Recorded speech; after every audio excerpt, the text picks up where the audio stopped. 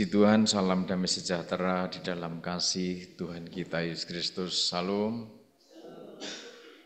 Shalom. Shalom. Semangat. Saya jadi berpikir, ini kalau tidak semangat, itu faktornya apa kekenyangan, apa kedinginan. Jadi perlu nanti ada dokter yang meneliti. Tapi saya percaya sampai saat ini kita boleh merasakan kuasa Tuhan mengerjakan masing-masing pribadi. Amin.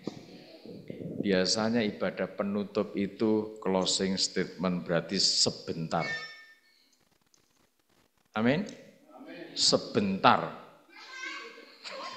Sesingkat-singkatnya.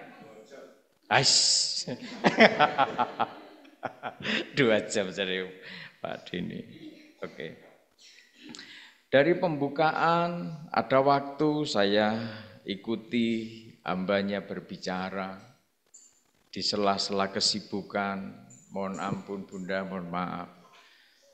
Tak pepet-pepet nih akhirnya saya bisa hadir. Kalau saya tidak nekat sebenarnya digandoli banyak orang juga. Tapi nek saya nurutin wong gandol aku kabotan. Saya keberatan. Puji Tuhan, semua bisa saya atur sedemikian rupa sehingga bisa sekalipun tidak dari awal saya hadir. Saya tidak akan cerita apa pengalaman spiritual, tapi saya simpan dulu. Itu rahasia saya dengan guru saya. Saudara, dari awal pemberitaan firman Tuhan sampai terus hari season kedua, season selanjutnya dan lain sebagainya, visi ke depan sudah jelas. Kemana arah dari pengajaran ini, arah dari kegerakan ini. Sekalipun ada saatnya itulah proses di mana-mana sama saja. Gereja sekecil, gereja Kristen Tabernakel apakah masih eksis? Ada yang bertanya begitu, apakah gereja Kristen Tabernakel itu masih eksis toh? Terus bagaimana kondisinya? Mohon maaf, saya pakai PIN. Mohon izin saya pakai PIN. Menunjukkan bahwa gereja Kristen Tabernakel masih eksis. GKT eksis. Di mana? PGPI. Amin. Ini PIN-nya PGPI karena saya juga salah satu pengurus PGPI. Dikrone awake dhewe iki ndak berdaya sama sekali kok cacing tidak ngono to. Aja ngono lah rek. Kecil ndak masalah, itulah rancangan Tuhan, cara Tuhan mendidik kita. Saudara yang terkasih dalam Tuhan, tentang visi ke depan sudah jelas, tentang bagaimana ke depan sudah jelas. Tapi yang saya akan sampaikan pada kesempatan petang hari ini, bagaimana kita harus mengenal pribadi kekasih hati. Amin. Setuju? Nah, nek ditanya temanya apa, Pak Yu? Mengenal pribadi kekasih hati.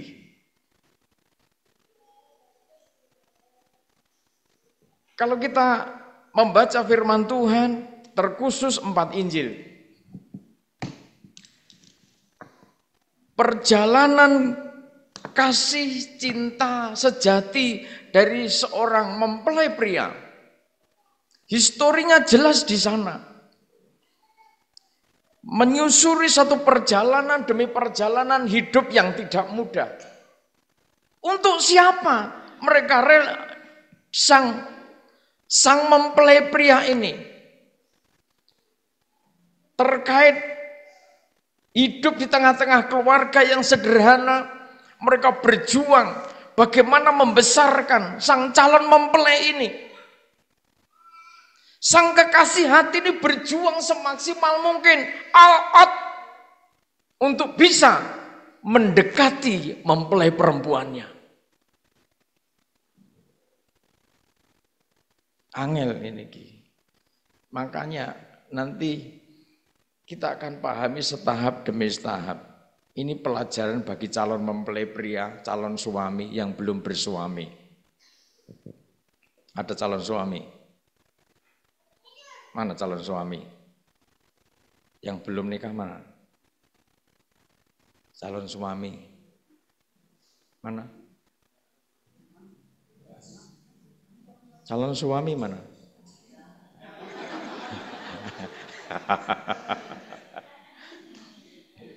Demikian juga calon ini, saya akan berbicara real. Ini masalah yang memang akhir-akhir ini mulai awal tahun lalu, bahkan 2 tahun lalu saya hadapi di lintas denominasi. Saya juga mengadakan satu penelitian riset, kenapa sih gereja Tuhan akhir zaman kok seperti ini? Bagaimana ketika nanti kita berbicara tentang masa depan gereja Tuhan, untuk diajak hidup sekarang aja, alot, diajak berjalan pada masa sekarang dalam satu perjalanan yang normal. Dan saya ditanya, apakah jemaat Kristen pada akhir zaman jalannya tidak normal? Banyak yang tidak normal. Saudara yang terkasih dalam Tuhan, perjalanan cinta kasihnya mempelai pria yang sejati demi mempelai perempuannya ini tidak mudah. Nah, bagian kita mengenal pribadi kekasih hati. Jangan-jangan sampai saat ini saudara belum mengenal isi hatinya mempelai pria. Nanti tak kasih tahu kalau yang sudah mengenal seperti apa. Ya, kita terbuka saja. Nanti saya masukkan, mari kita nanti masuk kepada mempelai-mempelai yang di dekatmu, kepada suamimu, kepada istrimu. Sebab saudara tidak akan bisa bergerak kalau saudara belum bisa mengenal bagaimana isi hati suamiku, bagaimana istriku. Gembala angel, gembala ngomong bolak-balik, dijak kegerakan, gak nyantol-nyantol. Gak iso saudara gandul Gusti tok. Yo nek gandolanmu kuat, nek tanganmu semple, ceblok tak kandhani. Ngerti ceblok? Jatuh. Banyak yang kecapean kan? Gak usah ngomong di depan para pendeta itu. Kenapa Pak D? Kenapa? Karena kahanan Bayu. Terus bagaimana sekarang? Mari saya minta tolong dibaca dulu. Injil Yohanes pasal pertama. Injil Yohanes pasal pertama.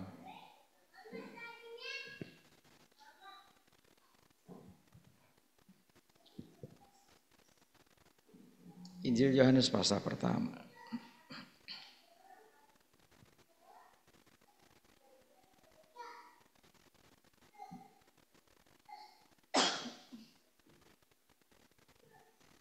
Dibaca mulai ayat pertama enggak apa-apa, biar jelas. Firman yang telah menjadi manusia. Firman yang telah menjadi manusia. Oke. Ya. Pada mulanya adalah firman. Firman itu bersama-sama dengan Allah. Pada mulanya adalah Logos. Terus? Dan firman itu adalah Allah. Firman itu Logos itu sendiri, terus? Ia pada mulanya bersama-sama dengan Allah. Logos itu bersama-sama dengan Allah itu sendiri, terus? Segala sesuatu dijadikan oleh Dia. Ya, segala sesuatu jadi karena Logos. Segala sesuatu jadi karena firman, karena sang sabda itu. Terus? Dan tanpa Dia tidak ada sesuatu pun yang telah terjadi. Tanpa firman tidak ada yang ada. Tidak ada yang terjadi. Terus? Dari segala yang telah dijadikan. Ya, terus? Dalam Dia ada hidup, dan hidup itu adalah terang manusia. Di dalam firman itu ada hidup. Pengen hidup? Pengen hidup? Di dalam firman itu ada hidup.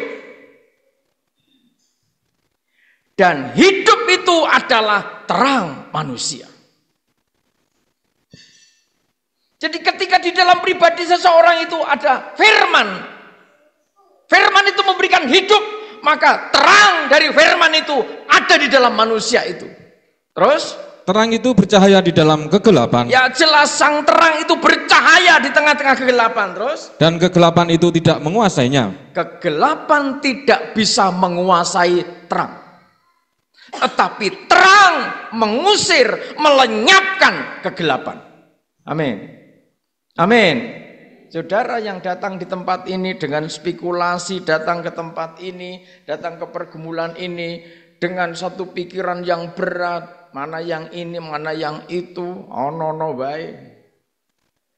Saya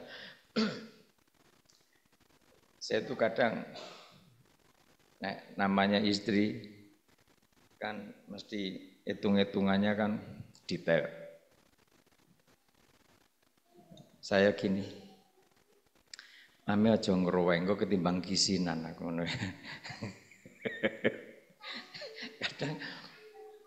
Kadang itu ketika ini bicara soal manajemen kan, jadi ngomong begini, ngomong begitu, terus gimana ini, terus gimana, kita harus bagaimana ini. Tahu-tahu Tuhan campur tangan dalam situasi kami tidak bisa berpikir lagi. Nah, nangis dia, jatahnya dia nangis. Karena apa? Terus kadung ngomong ini Tuhan berkati. Blek. Bin, aku takon nih. Saya bilang gini, piye minang ngene iki. Mampir aku ndok-ndok. Loh. Saya kan enggak tahu. Ya kalau Tuhan, kalau orang itu mau memberkati, dipakai Tuhan memberkati, mungkin WA dulu, Pak Yu, tolong minta nomor rekening sama kirim. Ya kalau begitu saya akan beritahu. Enggak ada yang mau WA juga dia bisa buka juga. Terpiye. Ojo piye engko ketimbang kisinan aku ngono. Saya percaya di dalam firman itu, di dalam logos itu ada hidup. Amin. Ketika kita percaya, nanti akan diuji. Apakah kita bagian orang, bagian hamba, bagian pelayan Tuhan yang mengenal pribadi kekasih mempelai itu. Nah, ketika kita mengenal firman, mengenal Tuhan, nanti keluarga itu akan mengalami satu dinamika kehidupan spiritual yang luar biasa. Diteruskan dulu, Mas. Ayat 6. Datanglah seorang yang diutus Allah, namanya Yohanes. Ia datang sebagai saksi untuk memberi kesaksian tentang terang itu, supaya oleh dia semua orang menjadi percaya. Ya, terus? Ia bukan terang itu, tetapi ia harus memberi kesaksian tentang terang itu. Ya. Terang yang sesungguhnya yang menerangi setiap orang sedang datang ke dalam dunia. Ayat 10. Ia telah ada di dalam dunia dan dunia dijadikan olehnya. Dunia dijadikan oleh firman itu. Terus? Tetapi dunia tidak mengenalnya. Dunia tidak mengenalnya. Nanti kita posisi di mana? Dari pengajaran firman Tuhan ini, mari kita nanti belajar, tahu diri, tahu posisi.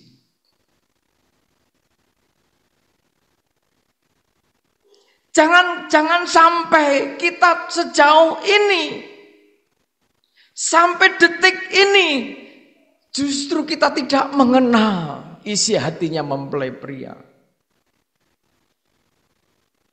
Jangan sampai sekian puluh tahun saudara nikah, bahkan sudah punya cucu, tapi saudara belum saling mengenal isi hati pasangannya. Satu saat saya ngatasi persoalan, tengah malam saya masih Natalan, udah dibel-bel orang, saya ngatasi masalah itu sampai kira-kira hampir jam 2 dini hari. Karena tidak saling mengenal. Karena tidak saling mengenal isi hatinya mempelai. Seringkali itu menimbulkan masalah di dalam hidupnya. Persoalan-persoalan itu akan menjadikan langkah kaki kita Tidak sampai-sampai. Diajak ke gerakan, diajak ngomong kitab Wahyu, diajak ngomong tabernakel, ora nyantol. Ketutup kibi anakku sesuk, wayah membayar, kibi anakku sesuk, wayah kelas, wayah naik kelas, wayah masuk sekolah, ketutup apalagi, ketutup ini, ketutup itu. Sudah tidak mikir bahwa aku ini ciptaan, bahwa aku ini miliknya Tuhan, bahwa aku ini harus mengenal Dia itu sumber kehidupan seluruh umat manusia. Dunia tidak mengenalnya.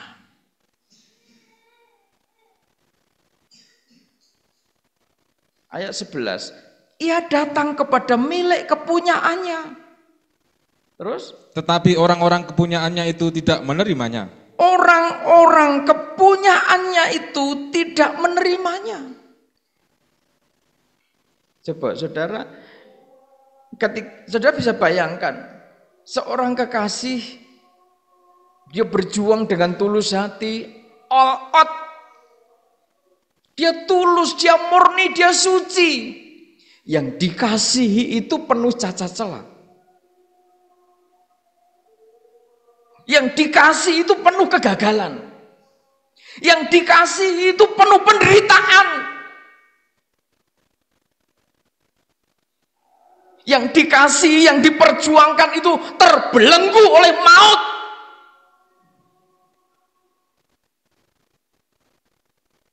Sementara dia datang, dia mendekati yang perempuan yang diidam-idamkan itu tadi. Milik kepunyaannya tidak menerimanya.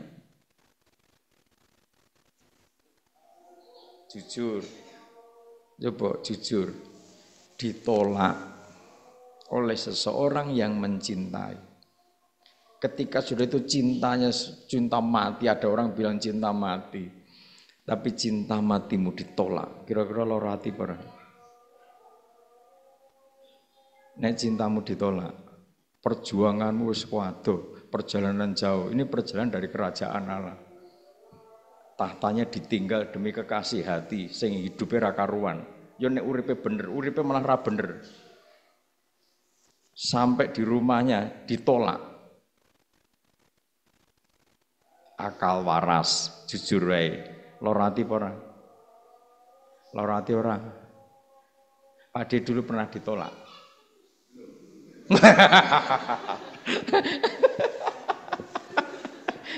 Masa langsung diterima? Blek, ya oke. Yes.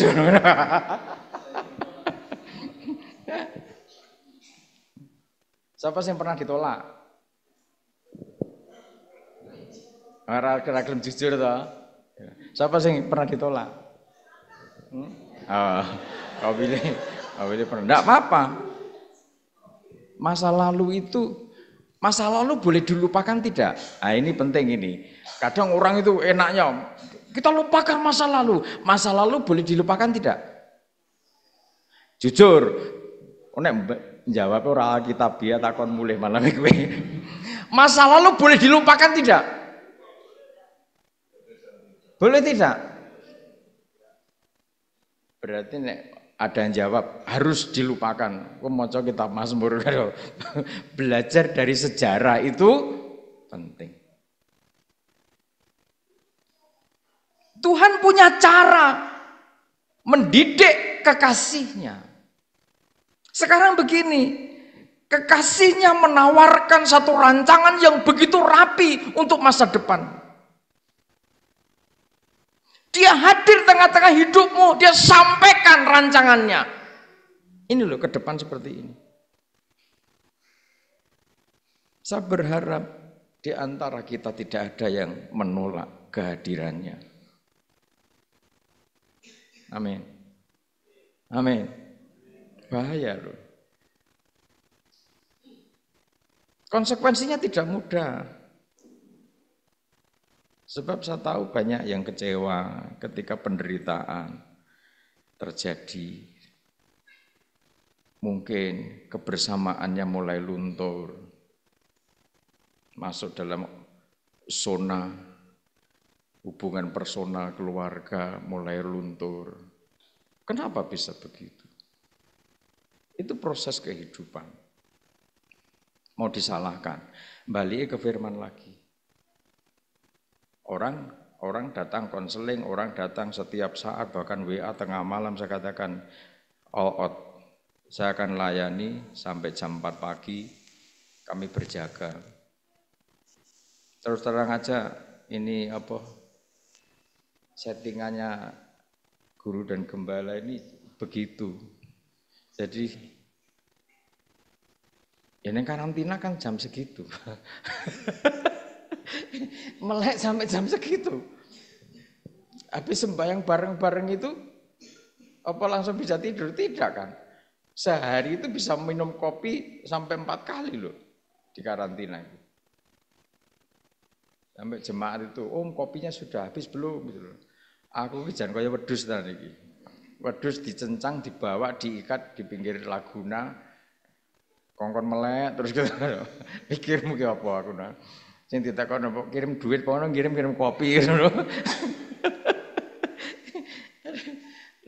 Jadi di rumah kebiasaan begitu. Jadi ya jam segitu, jam 4, setengah 5 baru bisa tidur. Dan saya bilang jam 7 baru bangun. Pendeta kok jam itu lagi bangun?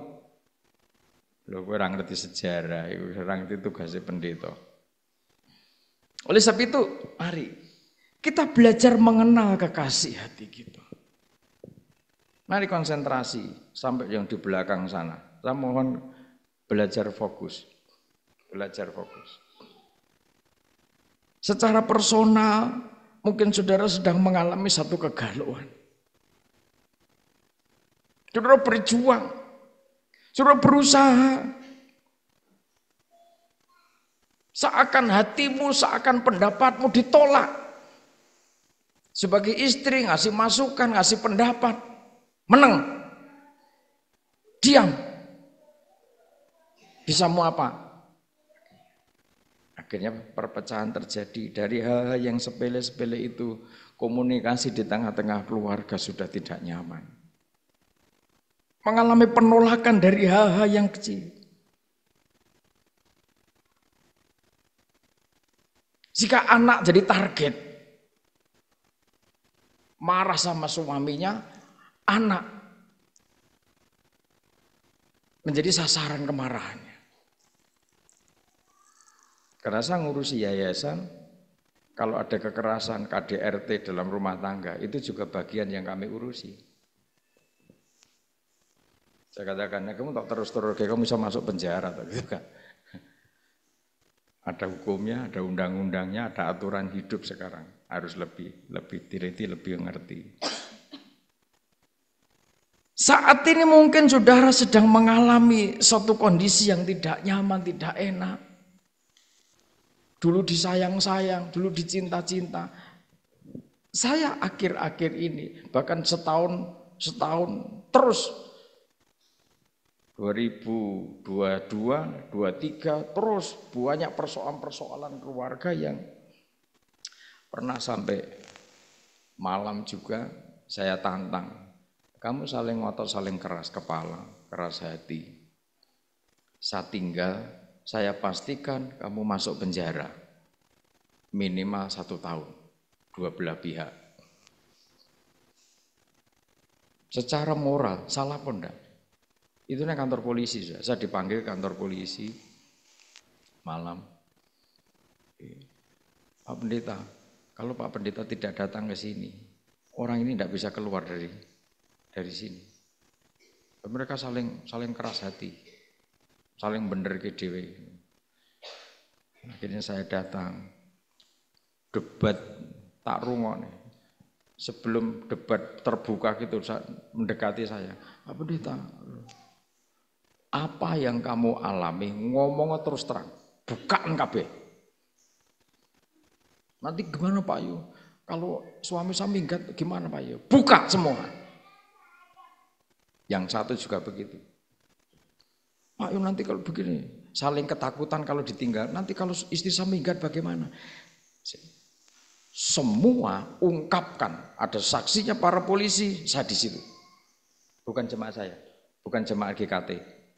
Iku pendeta. Pendeta. Begitu saya datang ke situ, masuk ruangan itu, kaget. Teman saya, itu teman saya. Saya masuk itu, kaget. Duh, Pak Yu, apa gue ya? Langsung dia ungkapkan. Panjang lebar dia ceritakan. Stop, cukup. Kamu ngajar tentang kasih, ngajar tentang pengampunan. Oke, mau damai atau tidak? Kalau damai saat ini, bikin surat pernyataan. Malam ini clear, tidak ada tuntutan apa-apa. Tapi kalau masing-masing pertahankan diri, masuk penjara. Saya punya undang-undangnya. Pelanggaranmu jelas.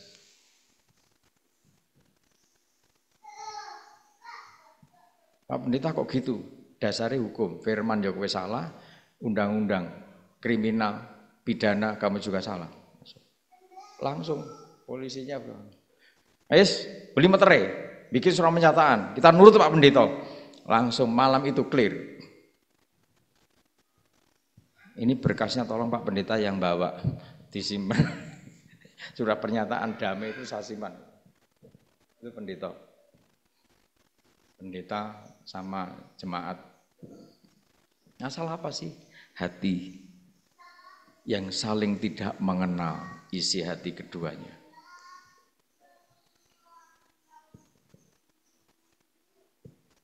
Jangan sampai saudara, apapun yang saudara miliki, kemampuan apa yang saudara miliki, sebagai laki-laki, sebagai suami, sebagai pria, di tengah-tengah keluarga, jangan sombong, jangan berbangga diri. Materimu tidak ada artinya di hadapan Tuhan. Tetapi ketika saudara mengenal pribadi kekasih hati yang sejati, yaitu Tuhan Yesus Kristus sebagai kepala gereja, aman dirimu. Saudara sebagai seorang istri mengenal isi hatinya mempelai pria, aman saudara sebagai seorang istri.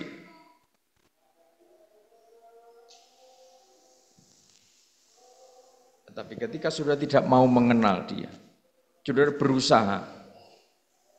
Banyak saya sampaikan kepada mereka. Rata-rata di luar jemaat GKT kita atasi. Selama ini Anda berusaha mengemudikan bahtera hidupmu, bahtera keluargamu dengan kekuatan materimu, dengan kekuatan akalmu. Kamu akan hancur pasti.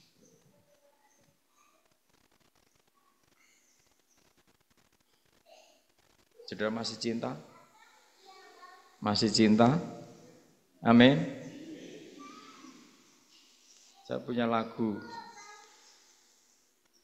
Mudah-mudahan saudara memahami, bisa mencerna syair demi syair lagu ini. Sehingga cintamu harus cinta yang teruji di hadapan Tuhan. Ketika saudara memahami hatinya mempelai pria, berikan tempat. Mungkin saat ini saudara sedang ditolak. Mungkin saat ini saudara sedang dihempas oleh gelombang. Dibanting oleh situasi keadaan. Seakan tidak bisa bangkit kembali. Saudara capek. Kalau saudara mengemudikan bahtera hidupmu. Yesus, aku cinta padamu. Hidupku ada dalam tanganmu. Ku selalu berdoa, ku selalu meminta Engkau menjawab doaku. Yesus, ku agungkan namamu. Ku puji, ku sembah Kau selalu. Dalam kesusahan, dalam kelimpahan, Yesus segalanya bagiku. Saudara, Saudara ingat, ketika saudara di dalam kesusahan, apakah Yesus segalanya di dalam hidupmu? Ketika penderitaan menghempas keluargamu, menghempas nikahmu, menghempas pelayananmu, apakah Yesus segalanya dalam hidupmu? Jangan-jangan saudara menolak Dia. Kenapa Tuhan biarkan aku menderita? Karena gara-gara aku nikah dengan kamu, aku menderita. Hati-hati dengan mulutmu. Saya katakan di sana, kamu menipu seorang hamba Tuhan. Berkata cinta, cinta, kasih, aku pengen dinikahkan, setelah dinikahkan diberkati, disaksikan para malaikat di surga. Sedikit persoalan, mengkhianati perjanjian abadi itu. 2023 4 pasangan nikah saya hantar, bukan jemaat GKT, tapi dengan begitu akhirnya dia ada yang tergembala dengan kita.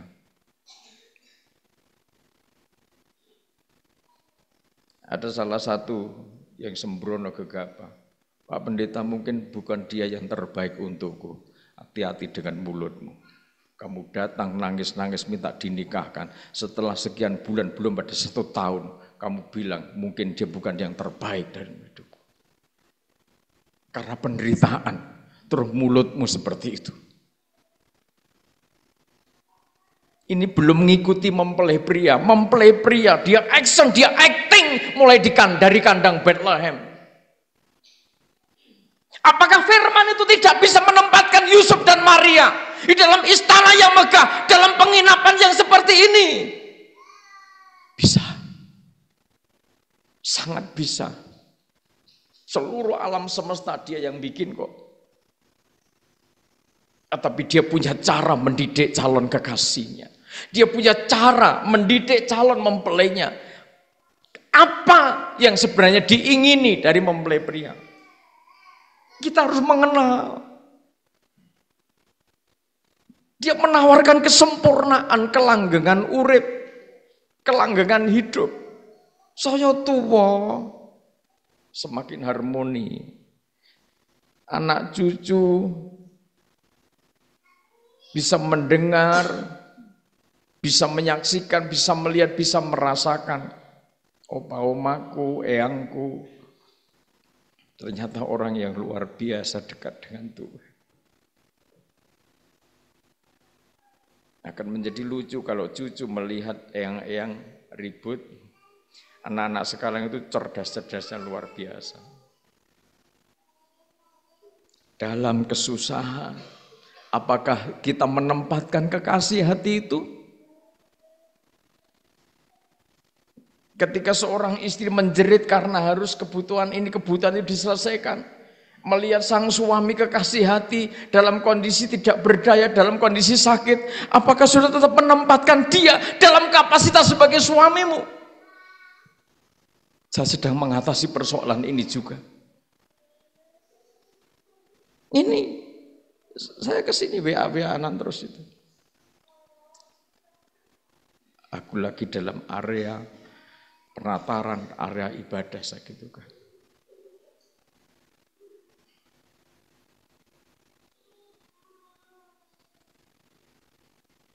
Pegang itu perjanjian abadi.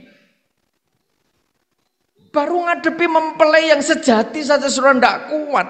Nanti diuji dengan mempelai pria surgawi. Ra kanggo gawe tak kandhani. Pas kegerakan mau membawa truk, barang-barang gue ganjeli truk kira kanggo. Karena apa? Nggak punya mental.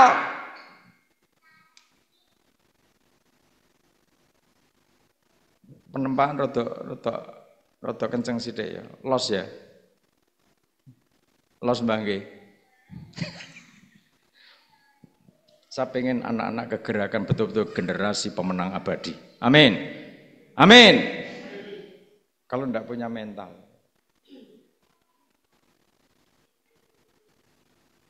Satu saat saya itu ngatasi masalah. Oh ngeyel. Gembala diayali. Sebab ngene. Kalau kita menyampaikan nanti, loh, itu fitnah.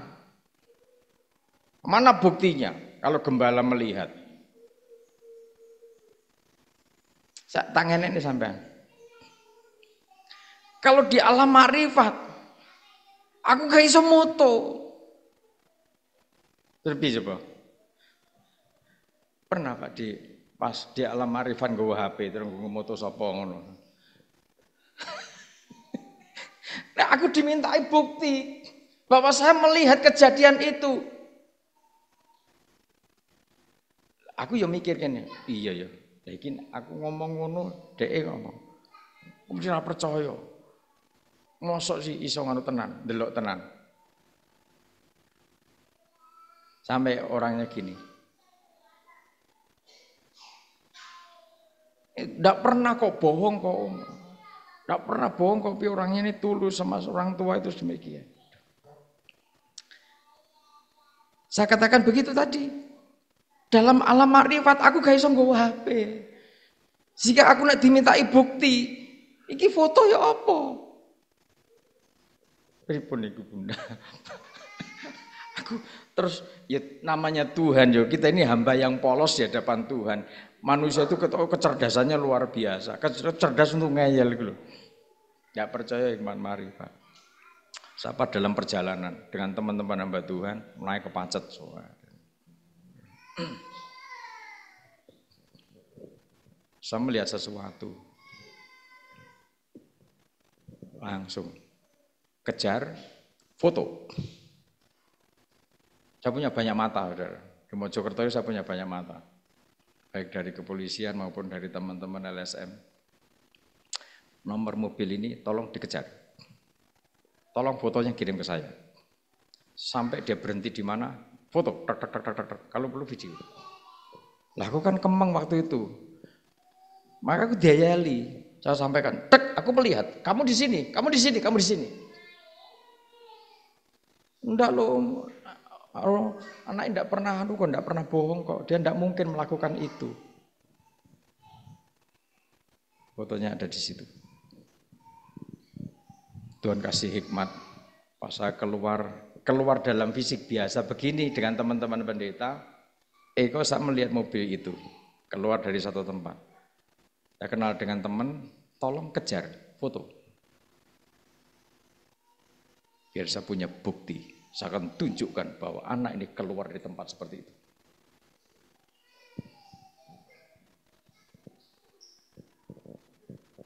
Saya panggil untuk kesekian kali, tak tunjukkan. Kamu di tempat itu, fotonya. Kamu di tempat itu, fotonya ini. Kamu dengan ini, fotonya ini. Nangis. Kamu masih tidak percaya dengan kekuatan makrifat. Kok pikir gembalamu buta, tidak tahu apa-apa.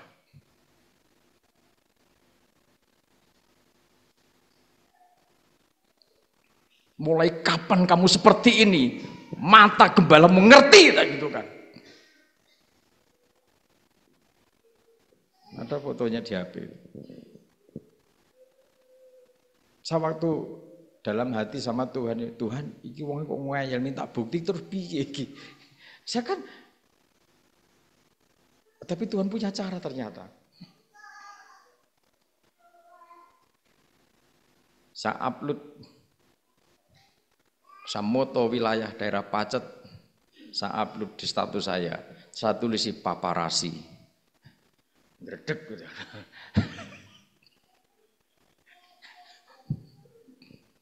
Saya sama teman-teman pendeta sampai jam 12, jam 1 malam baru saya turun. Intelijen kerajaan Allah. Yang buru apa aja. Saudara, dalam kelimpahan bagaimana saudara? Ketika dalam kesusahan, apakah saudara tetap menempatkan sang kekasih itu tetap ada dalam hidupmu? Dalam kelimpahan, apakah Yesus itu tetap saudara taruh sebagai firman yang hidup? Atau saudara dalam kelimpahan justru malah mati rohani. Saudara, hati-hati. Banyak orang yang siap menderita, tetapi tidak siap berkelimpahan. Amin. Amin. Fakta. Banyak orang siap punya mental menderita, tetapi tidak punya mental nyekel duit akeh. Ketika nyekel duit akeh justru malah jatuh.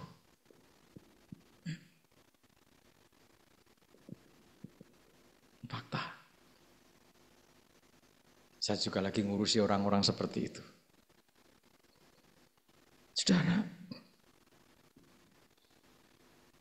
manusia cenderung berpikir dengan keras bagaimana mengemudikan hidupnya, bahtera hidupnya dengan kekuatannya. Ketimbang nanti ditertawakan kerajaan Allah.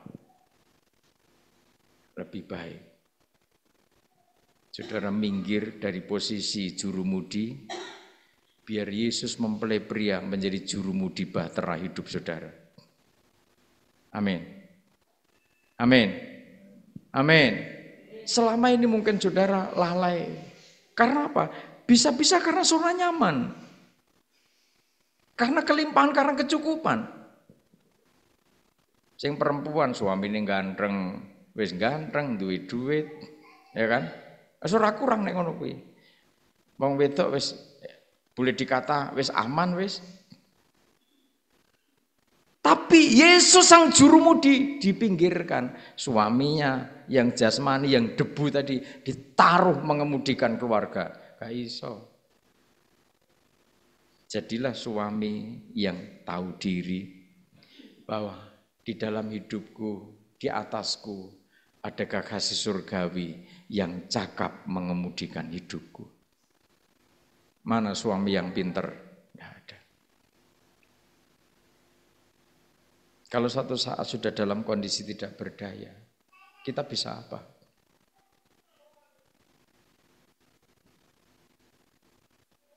Badai dan gelombang menerpa kapalku. Referen.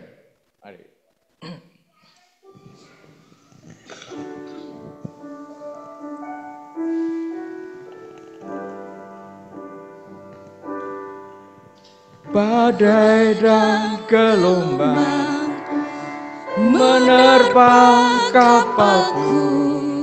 Yesus, Engkau jurumudiku. Ku takkan tenggelam, ku takkan tenggelam, ku tak akan goyah. Yesus menopang hidupku. Badai dan gelombang, badai dan gelombang menerpa kapalku. Yesus, Engkau jurumudiku. Ku takkan tenggelam, ku tak akan goyah. Yesus menopang hidupku. Selama ini kenapa saudara buang Yesus itu? Selama ini kenapa saudara menyaksikan kekuatan mempelai pria? Kegalauan yang saudara andalkan, kebingungan yang saudara kedepankan. Apakah itu semua bisa menyelesaikan? Dengan saudara mencari kekuatan lain, dengan saudara mencari solusi lain,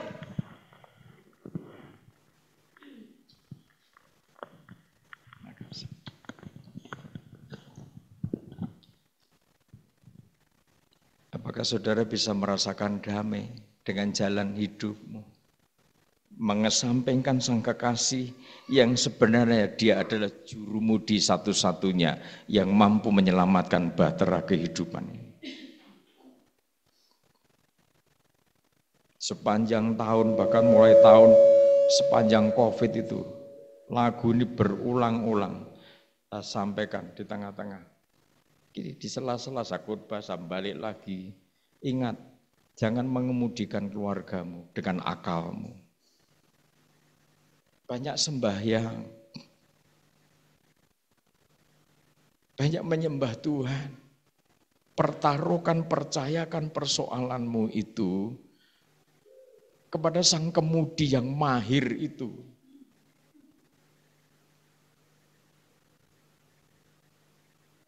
Murid-murid kan sempat terkecoh, sempat terjebak dalam kondisi seperti itu.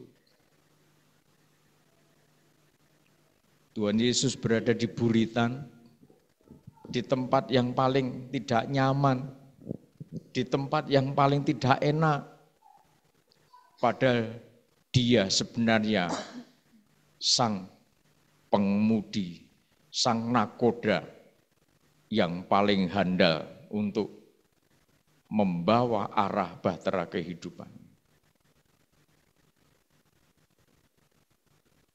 Gereja Kristen Tabernakel kecil, tidak masalah.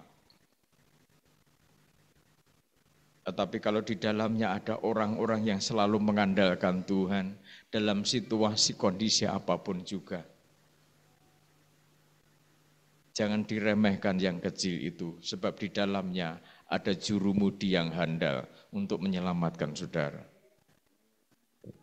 Mungkin keluargamu sedang mengalami satu goncangan yang dahsyat. Saya bolak-balik ada orang itu, Pak Yusa tidak kuat di rumah. Apakah saya diizinkan minggat dulu beberapa saat supaya saya bisa tenang? Kamu itu kok menjadi manusia semakin bodoh. Saya gitu. Kan banyak orang pintar-pintar begitu, ketika menghadapi persoalan yang begitu pelik, begitu sumpek, begitu ruwet gitu loh, menjadi bodoh banget. Nangis-nangis datang ke pastor itu, nangis-nangis. Tolong Pak Pendeta, tolong.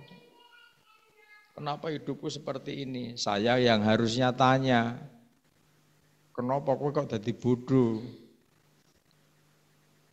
Nah, selama pengajaran firman Tuhan itu disampaikan, kowe iki turu apa lagi ngopo? Iki penting. Maka nek firman Tuhan disampaikan, fokus, aja ndomblong. Nek kelebon tenggerek bahaya.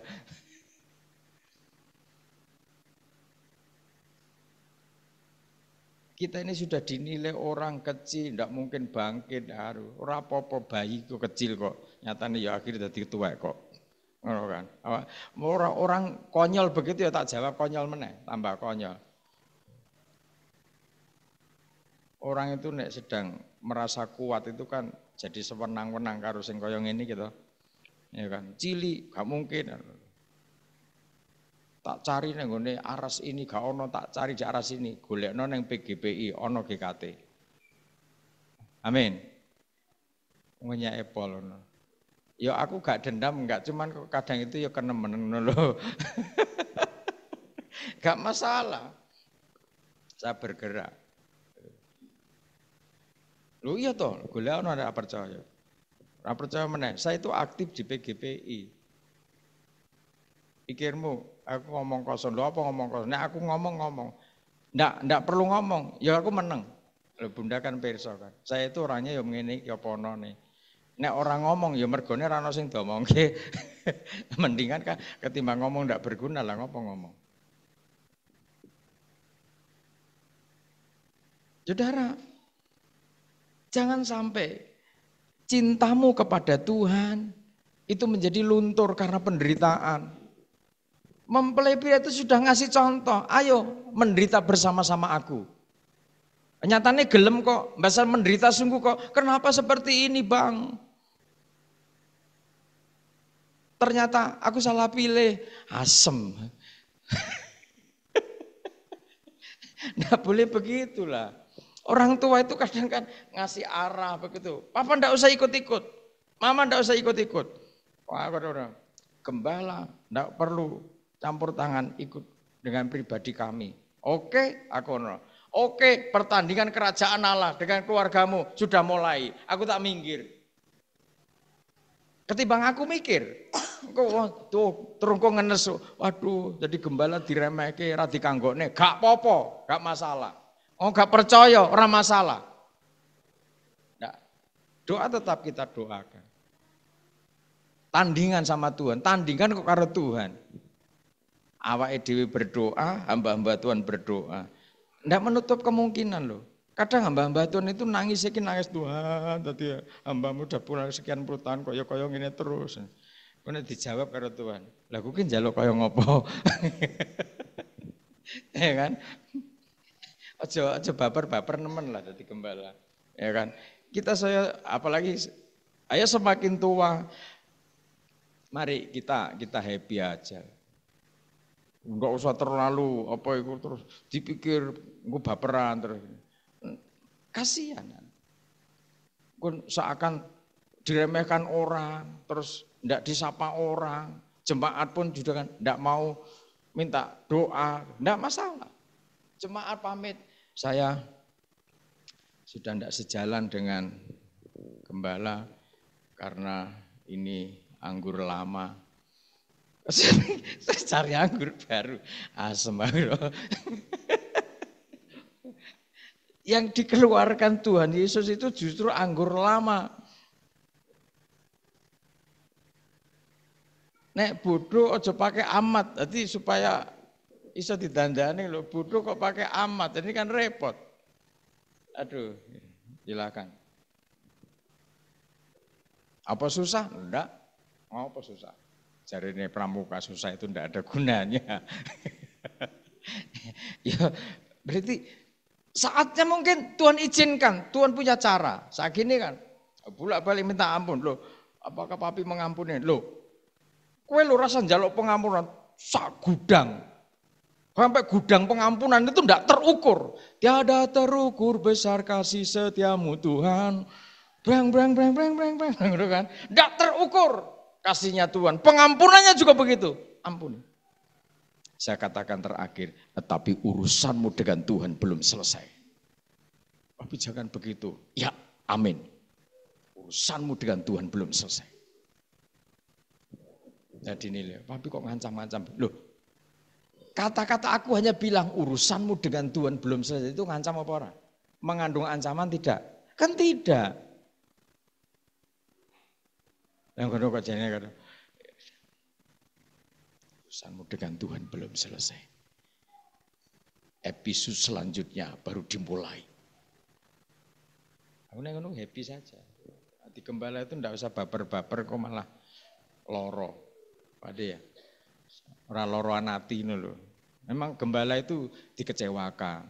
Kita percaya kalau kita sebagai seorang hamba Tuhan mempercayakan sesuatu, maka kita harus siap dikhianati. Aku wis ngono wis sama anak saya, Dek, gini, dia kadang, tapi aku ndak kuat, aku kok ndak ora tekan aku nek umpamane satu saat, aku nek ngomong wis apa iki wis piro Dek, sebentar lagi ini karya antri, mesti ngomongin ngono, orang tua itu punya pengharapan loh, aku ki punya pengharapan. Tapi namanya Tuhan datang secara khusus suruh mengambil kita. Ngono itu kan jarang ngerti. Iya toh. Lah siapa sih ngerti coba? Mau bareng ini mau meneh, aku ngene iki. Sudah harus kuat. Firman yang hidup, sang terang itu ada di dalam kita. Langsung kluk. Iso toh. Dia datang secara personal dalam hidupku. Aku nek kadung ngomong soal itu dia baper. Papi kok aja ngomong ngono. Aku kira rasanya urung siap nek neruske pelayanan iki. Dulu masalah jemaat kok kaya ngono. Kene wis sing kuat, mengasihi.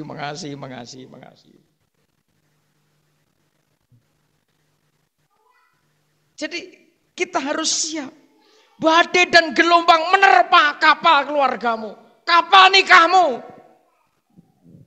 Tuhan Yesus tak taruh mana, nak?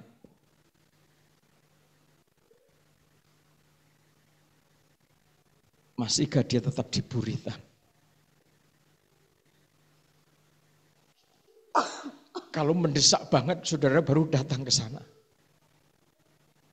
Kalau sudah nyaman, sudah tidak ingat lagi. Sudah tidak taruh dia dalam posisi sebagai nakoda hidup. Generasi pemenang abadi memiliki mentalnya mempelai. Petarung yang pantang menyerah. Calon-calon suami, anak-anakku, anak-anak muda. Sudah punya mentalnya mempelai pria surga. Ada saatnya kalian akan menderita. Karena dididik Tuhan, bukan karena raiso kerja. Bukan karena tidak pinter. Tetapi ada saatnya semua dikosongkan karena Tuhan sedang mendidik mental saudara. Amin. Siap itu. Calon-calon istri dalam kegerakan ini, sudah siap. Memposisikan mempelai priamu secara personal. Jangan ketika dia happy, jangan ketika dia punya, ketika dia bisa bekerja, dia sukses, karirnya baik, saudara happy. Siaplah menerima mempelai priamu dalam kondisi tidak baik. Itulah kemurnian kekasih hati. Itulah mentalnya generasi pemenang abadi. Tidak perlu takut. Ada orang datang, Pak Yu, istri saya minggat Pak Yu. Saya balik bertanya, pengen pirang dino minggat ya teman.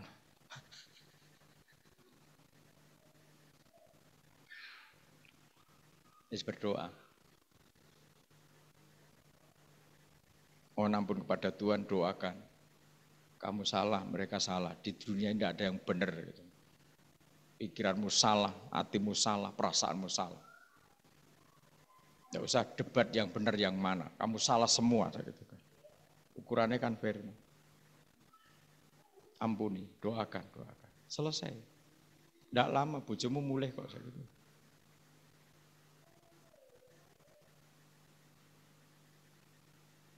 Akhir zaman itu generasi milenial, generasi Z dan lain sebagainya itu generasi yang rentan dengan persoalan. Harus hati-hati. Siap. Badai dan gelombang menerpa, jadikan dia jurumu di saudara. Amin. Tetapkan itu, maka saudara aman. Ayat seterusnya. Ayat 12. Tetapi semua orang yang menerimanya diberinya kuasa supaya menjadi anak-anak Allah. Ya. Yaitu mereka yang percaya dalam namanya. Orang-orang yang diperanakan bukan dari darah atau dari daging, bukan pula secara jasmani oleh keinginan seorang laki-laki, melainkan dari Allah. Firman itu telah menjadi manusia dan diam di antara kita, dan kita telah melihat kemuliaannya, yaitu kemuliaan yang diberikan kepadanya sebagai anak tunggal Bapa, penuh kasih karunia dan kebenaran. Amin. Sampai situ. Orang-orang yang menerimanya, itu ayat 12, diberinya kuasa. Jadi itu nanti deteksinya mudah di situ. Kita termasuk bagian orang yang menerima atau golongan orang yang tidak mengenal. Nanti kelihatan dari situ. Yang menerima diberi kuasa. Amin. Yang menerima diberi kuasa. Suamimu diberi kuasa, istrimu diberi kuasa, anak-anak. Nanti kena transfernya ke sana. Diberi kuasa. Untuk mengurai setiap persoalan demi persoalan, menghadapi setiap persoalan demi persoalan. Ada otoritas, authority menjadi anak-anak Allah. Posisinya naik sebagai anak-anak.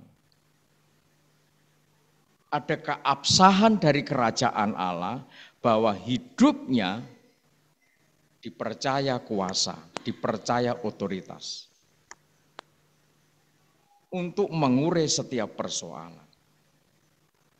Nah, ketika kuasa itu dipercayakan, kapan itu diterima?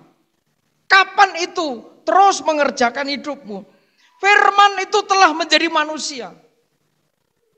Ketika kita menerima kehadirannya, Logos itu turun. Dikatakan di sana dia berkemah. Dia mendiami. Tidak berhenti mendiami. Dia memikirkan. Memikirkan siapa? Memikirkan yang ditempati. Dia menghuni, dia berkemah di situ, dia memikirkan. Mana yang enak? Saudara yang berpikir keras atau dia ikut mikir saudara tetap layani dia dengan sungguh-sungguh. Pilih yang tepat. Ketika saudara berada dalam pilihan, aku mau berjuang dengan caraku seperti ini, semua kandas. Saya melihat, saya menyaksikan, tidak perlu penggembalaan, tidak perlu aktif ibadah, ayo silahkan. Bahkan gembala dijelek-jelekan, tidak dihargai, semua ngomong ini salah, nyampaikan firman ini salah, nyampaikan itu salah. Silakan.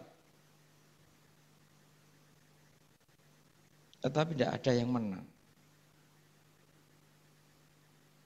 Usaha ini, usaha itu, usaha ini, usaha itu, semua habis.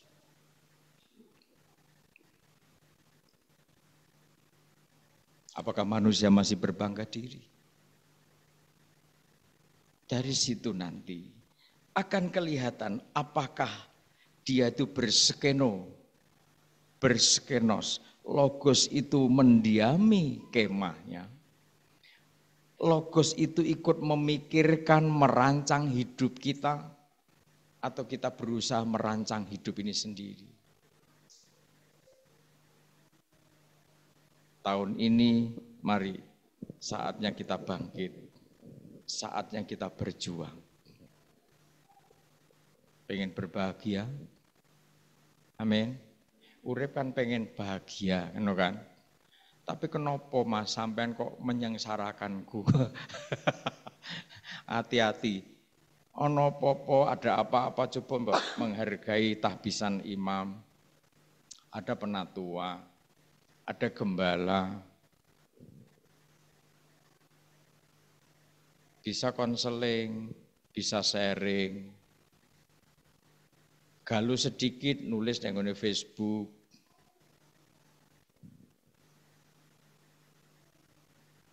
Biar orang penasaran. Siapa yang menjadikanmu sengsara? Suamimu ya? Oh salah pilih kon. Ganti wae, akeh serpane. Asem. Manusia akhir zaman kok kaya ngono. Padane ban wae.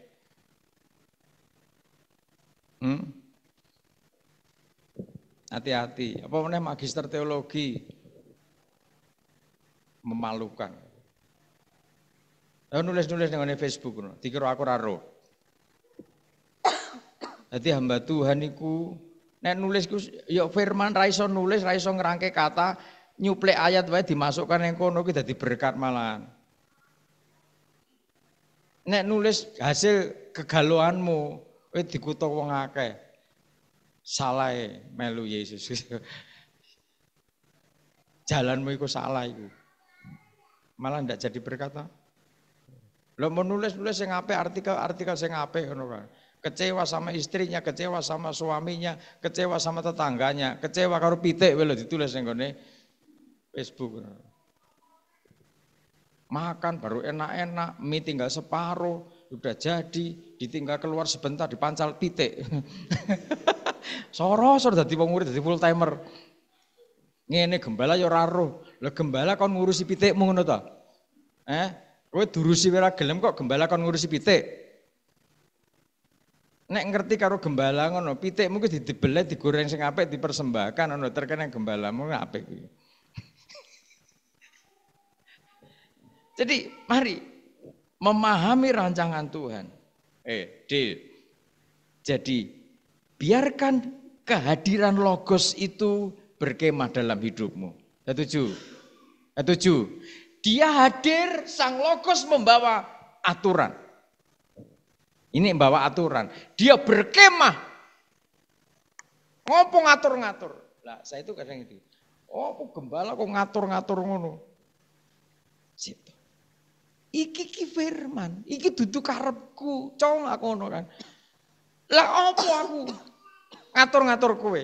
Jadi kamu itu pengen bahagia, pengen damai, pengen sejahtera. Aturannya kaya ngene iki. Oke melek apa ora aku. Oke melek apa ora? Ini aturannya firman. Memang jadi gembala, jadi jemaat, jadi gembala jemaat itu memang. Makanya kadang itu ketika membaca Wahyu pasal pertama, begitu dahsyatnya imam besar itu memegang 7 bintang di tangan kanan. Terus ana sing nyleduk ngene, "Muh kowe enak tenan yo neng tangannya Tuhan." Pikirmu enak neng tangannya Tuhan. Pikirnya enak di tangannya Tuhan. Ini bicara daging loh. Kan bicara kata enak dan tidak enak ikan daging toh. Enak di tangannya Tuhan. Sopo sih? Di sini. Jadi kalau bicara soal di tangannya Tuhan 7 bintang itu berarti kan dia sudah masuk, belum ke sana lah, di ruang suci dulu aja lah. Dia itu sudah berada pada posisi meditate. Hukum yang mengatakan kasihlah Tuhan Allahmu dengan segenap hatimu, dengan segenap jiwamu, dengan segenap akal budimu, dan dengan segenap kekuatanmu. Yang kedua, dan kasihlah sesamamu manusia seperti dirimu sendiri. Tidak ada hukum yang menentang. Angel toh? Angel ora. Ayo. Holos. Apa itu? Totalitas mengasihi mempelai pria. Ketika kita totalitas mengasihi mempelai pria surga, ada kuasa yang tidak terbatas itu dipercayakan dalam hidupmu. Siapapun saudara, pulang dari tempat ini, ojo mudah waduh meneh. Amin. Ayo utang kan kudu dibayar. Sapa sing ngongkon utang? Nek mau debat kan ngono akhirnya kan. Ndak usah debat. Waya bayar. Damai aja. Yang penting jangan beri kesempatan untuk kegalauan masuk menguasai pikiran, merusak pikiran. Berkata yang positif. Izinkan holos. Izinkan saudara totalitas mengasihi Tuhan dengan segenap hati, jiwa, akal, budi, dan kekuatan. Amin. Amin. Kalau begitu nanti, akhirnya saudara merasakan kebahagiaan itu. Eksaltasis. Saya seringkali pakai kata, Romo dulu pakai kata apa? Orgasme spiritual, orgasme roh. Koyo apa kowe? Lah nek saudara nanti tak bukakan videonya. Ketika saudara merasakan orgasme roh, eksaltasis itu, sampai kendang pada jebol, sampai kentrongan gelas pada remek, nengone laguna. Saya tidak mikir apa-apa sewengi pada seharian di ladang. Saya dulu juga membayangkan ini seharian di ladang, malam hari penyembahan sampai jam 3 pagi. Ini kalau bukan karena kuasa Allah tidak mungkin terjadi. Tak pikir itu dok. Mulai sempoyongan, mandi langsung, ngopi, makan, langsung budaya penyembahan. Dah sampai pagi, dobrak. Videonya ada kok. Ada videonya kan? Semua ada. Tahun ini saudara punya jam sembah. Jangan taruh sang kekasih, nakoda kehidupan kita di buritan terus. Kok lagi ada goncangan, ada badai besar lagi digugah, guru. Binasa kita. Ajur awake dhewe. Napa? Biar stabil. roh di tempatnya. Goncangan badai tidak masalah. Tantangan pasti ada. Tetapi sudah tetap generasi pemenang abadi. Wahyu pasal pertama, ayat yang ketiga. Ini kebahagiaan. Rahayu. Rahayu itu bahasa Sansekerta. Kan semua pengen bahagia. Ayat 3. Wahyu pasal pertama ayat 3. Berbahagialah ya yang membacakan dan mereka yang mendengarkan kata-kata nubuat ini. Ya. Dan yang menuruti apa yang ada tertulis di dalamnya, sebab waktunya sudah dekat. Ya. Jadi berbahagia orang yang membaca dan mereka yang mendengarkan kata-kata nubuat ini dan yang menuruti apa yang tertulis dalam. Berbahagia. Bahasa Sansekertanya rahayu. Gitu ya. Apa itu rahayu? Rahayu itu selamat. Rahayu itu sejahtera. Ya rahayu itu jauh dari musibah. Rahayu itu jauh dari kekurangan. Artinya dicukupi oleh Tuhan. Amin. Amin. Yang bertani wayai nanam jagung, nabur. Tapi ya dipupuk, nabur tok, ngamuk-ngamuk. Panennya kaya ngene ora tok pupuk. Loh, saya itu kalau waktunya cukup, saya ke ladang. Saya writing ketika saya pasang gambar-gambar foto nang sawah, narsis, gaya, acting tok nang. Loh, aku nandur jagung teman, panen jagung teman. Macul-macul teman. Nek dinas kaya ngene iki kaya wong ganteng, kaya wong ganteng. Tapi ketika saya pakai pakaian petani, saya ke ladang. Sungguh ndak etok-etok. Rahayu dikatakan wong kang macakake lan wong kang ngrungokake pangandikane pamedar wangsit iki. Jadi yang mendengarkan, yang membaca berbahagia malam ini. Amin. Sudah diberkati Tuhan. Kami berdoa terus, Bunda berdoa terus. Saudara kuat. Kuat ngadepi masalah, ojo nangisan le. Amin. Amin. Dikecewakan gak masalah. Di dalam hatimu, dalam jiwamu ada nakoda mempelai surga itu. Dia tidak pernah mengecewakan saudara.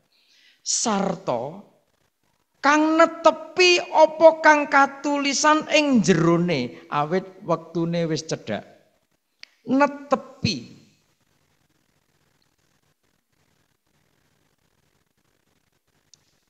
Kalau bahasanya Yohanes di Yohanes pasal 7 itu minum air kehidupan. Dari kata pineto. Kalau minum kan begini. Barang siapa haus, datang dan minum. Kan logikanya minum kan begini. Taruh toh? Iya kan, ditaruh toh. Tapi pineto tidak seperti itu. Pineto itu begini. Tidak pernah dilepas. Itu pineto. Barang siapa haus, hendaklah datang dan minum air itu. Yohanes pasal 7 38, 37, 38, 39. Barang siapa percaya ayat 38. Yohanes pasal 7.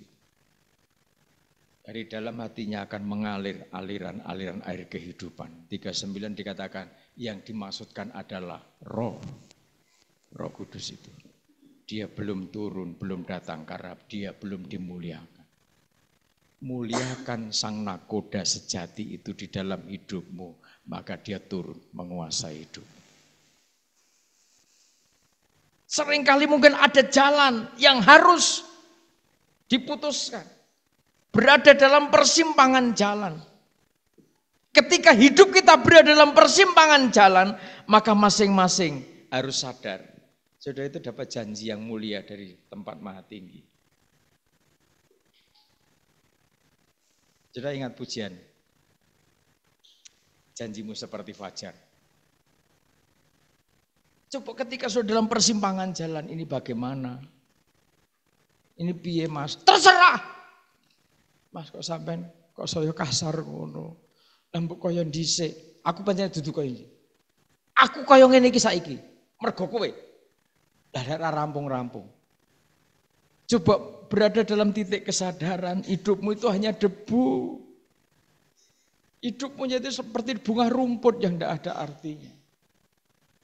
Sedilo mekar indah, sedilo maneh alum, kena angin, terhembus angin kemana arahnya tidak ngerti lenyap. Ketika ku hadapi kehidupan ini, jadi mari kita belajar mengerti isi hatinya mempelai pria. Mari kita belajar memahami isi hatinya mempelai pria. Kita ini semua diperjuangkan oleh mempelai pria. Mempelai pria punya rancangan yang sempurna atas masa depan hidup kita. Tetapi di bumi ini kita ditugasi oleh Tuhan untuk membangun gereja sebagai organisme tubuh Kristus. Organisme tubuh Kristus akan menjadi lengkap ketika Israel terjangkau. Oleh sebab itu, gereja organisme tubuh Kristus harus memiliki intelijensi spiritual yang kuat. Ketika kita memiliki intelijensi spiritual yang kuat, maka kondisi apapun, maka generasi pemenang abadi pasti menjadi berkat di tengah-tengah goncangan. Di tengah-tengah goncangan menjadi berkat bagi banyak bangsa. Bukan ikut tergoncang. Itu GPA. Amin. Amin. Mental ini mentalnya mempelai. Saya tidak silo dengan gereja-gereja yang besar. Teman-teman saya banyak. Bisa katakan, hati-hati. Bondomu debu. Jangan nol Pak Yu. Masalahmu abot. Di balik kemegahan gedungmu kamu bersembunyi. Persoalanmu, umatmu. Itu sebagaimana? Baru begitu dia jujur. Iya. Seperti ini. Gedungmu tidak akan menyelamatkan kamu.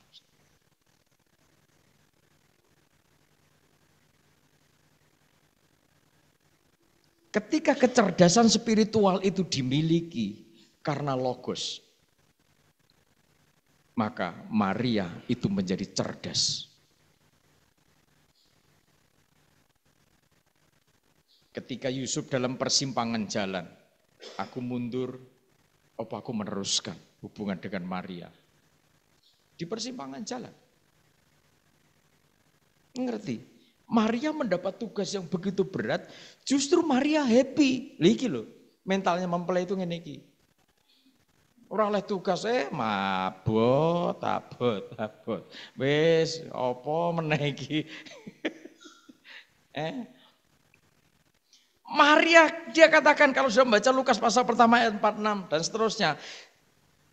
Kata Maria, jiwaku memuliakan Tuhan. Dan hatiku bergembira karena Allah juru selamatku. Ini mentalnya mempelai. Mentalnya kegerakan pembangunan tubuh Kristus. Mentalnya tim dari timur. Dia happy menanggung beban.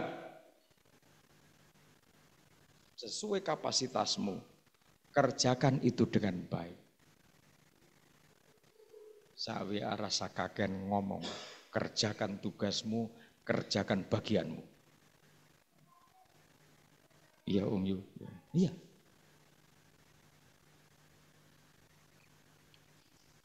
Rasa kagen ngomong. Bicara latar belakang, bicara hidup. Yang sempurna, kondo. Kalau kamu ketemu orang sempurna, kowe teko mrene, kandhanono, aku tak bareng-bareng teko karo kowe. Saya hanya selalu menekankan, kowe menghakimi orang, ini kok begini, kok begitu dan sebagainya. Apa dapurmu ki luwih apik. Aku ngomong dengan adik-adik saya, dengan adik-adik kelas saya juga mereka juga alumnus kita. Aku fair. Aku oponone, aku ndak punya kepentingan apa-apa. Kepentinganku kamu kudu kuat, kamu kudu tangguh menghadapi kenyataan urip tanganone lho. Oleh sebab itu ketika kita hadapi kehidupan ini, mari kita jalani dengan sukacita, kita jalani, kita percaya. Kita bentangkan hidup ini, inilah Tuhan milikmu. Aku bukan milik orang lain. Aku bukan milik perempuan lain. Aku bukan milik perempuan sundal babil. Aku bukan miliknya nabi palsu. Aku bukan miliknya antikris. Tapi aku milikmu Tuhan. Jangan biarkan aku berjuang tanpa janji Tuhan. Amin. Puji Tuhan, kita naikkan pujian. Janjimu seperti fajar. Sebentar kita akan sambut perjamuan kudus. Kiranya kasih setia Tuhan. Haleluya Yesus.